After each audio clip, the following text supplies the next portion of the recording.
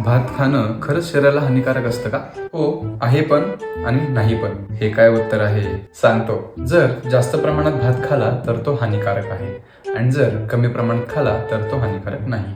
अरे पण भात तर लवकर पचतो ना, आणि असं पण असतं ना की जे लवकर पचतं ते चांगलं.